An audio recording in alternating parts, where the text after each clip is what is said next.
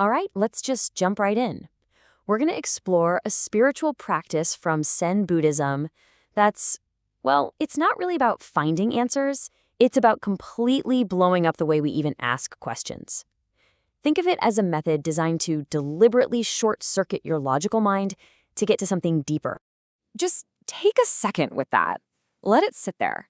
This question, called a Hwadu in Korean, is the absolute heart of the practice we're talking about today. It's confusing, it's a total paradox, and, on some level it almost sounds disrespectful to its own tradition. And that's exactly the point. So where on earth does a statement like that even come from?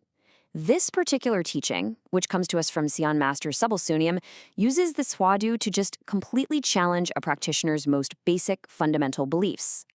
To really get how radical this is, you have to know who we're talking about here. Shakyamuni, that's the historical Buddha, the one who started it all. And Maitreya, that's the Buddha of the future. I mean, these are the absolute pinnacles of enlightenment. So the Hwadu throws this impossible puzzle at you. If they are the servants, who in the world could possibly be the master? Now, your first instinct, my first instinct, anyone's first instinct is to try and solve it, right? To brainstorm.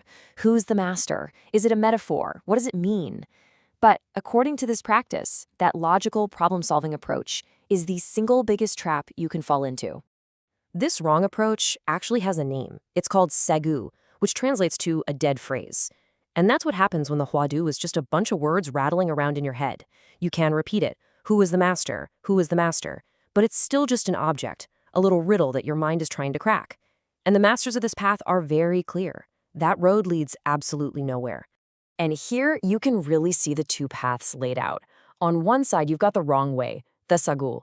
It's all intellectual, it's analytical, it's forced, it's your mind trying to do what it always does, figure things out. But on the other side, that's the goal, the hwalgu, a live phrase. And notice the difference. It's not a thought, it's a feeling. It's a doubt that takes over your whole body. It's a question that grabs hold of you, not the other way around. This analogy from the teachings is just perfect.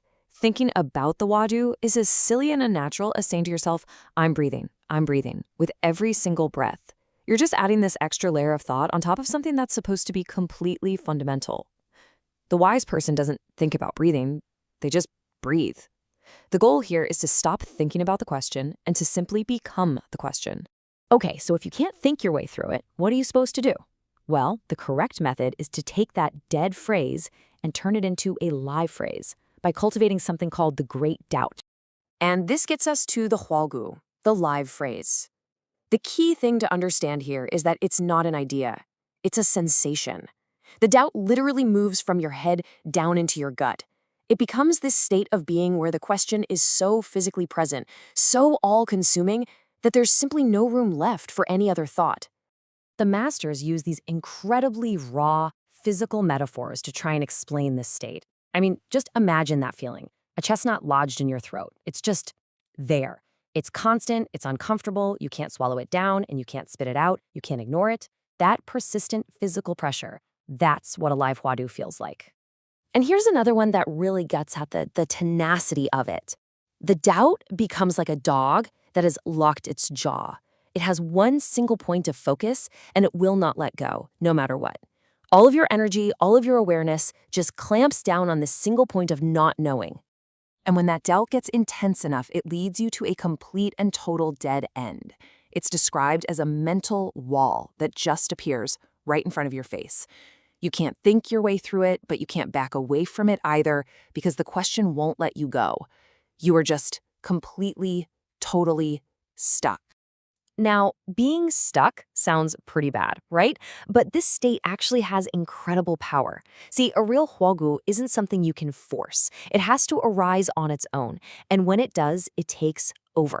It's so potent, it can completely wipe out sleepiness or a scattered mind when you're meditating. All that mental energy that's usually wandering all over the place gets funneled into this one single, incredibly sharp point of doubt.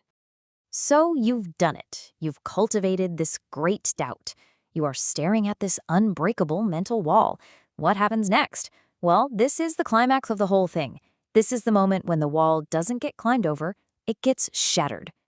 So you can see the path here. It starts with the question becoming a real live thing in your body.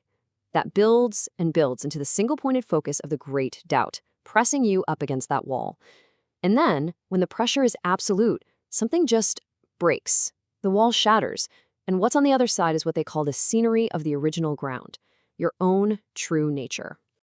And the descriptions of this breakthrough moment are just explosive. It is not a gentle sunrise, it's a lightning strike. It's a sudden whack.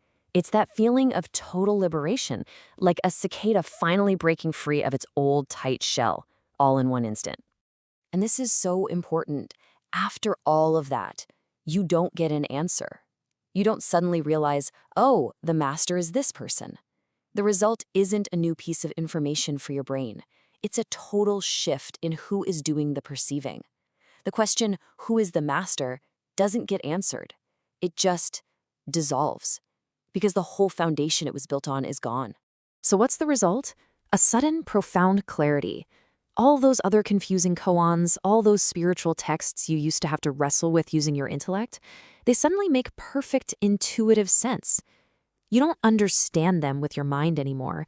You just recognize their truth directly. Which, of course, leaves us with one last little puzzle to think about. This whole practice is designed to show you that the thinking mind is the trap. The breakthrough itself is not a thought. So, if the mind is the trap and the answer isn't a thought, what is it exactly that finally understands?